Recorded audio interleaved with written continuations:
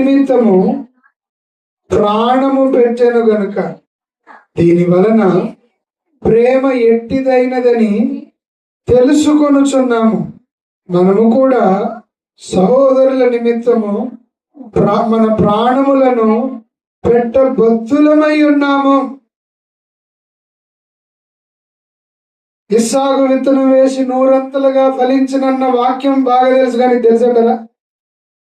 హల్లెలూయా. యెహోవా నా కాపురి, నాకు లేమి కలగదన్న వాక్యం పరిచయమైనంతగా ఇతరుల కొరకు నేను ప్రాణం పెట్టడానికి దేవుడి నా కొరకు ప్రాణం పెట్టాడు. ఆయన నా కోసం ప్రాణం పెట్టాడు కాబట్టి ఈ ప్రాణం ఇతరుల కొరకు నేను వినియోగించాలి. దేవునికి స్తోత్రం. హల్లెలూయా.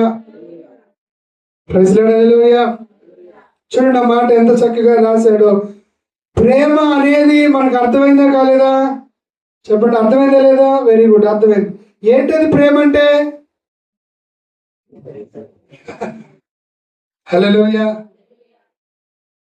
ప్రేమ అంటే ఏంటంటారు? ఒక వ్యక్తి ప్రేమిస్తే ఏం చేయాలి? ప్రాణం పెట్టడానికి సిద్ధపడాలి. Praise lord. హల్లెలూయా. ఇప్పుడు నీ సహోదరుడి కొరకు ప్రాణం పెట్టే అంత ప్రేమ నీలో ఉన్నప్పుడు అతన్ని నీకు వ్యతిరేకంగా ప్రవర్తిస్తే ఏం చేయగలవు? ఓర్చుకోగలవు. అతన్ని నేను తిడితే ఏం చేయగలవు?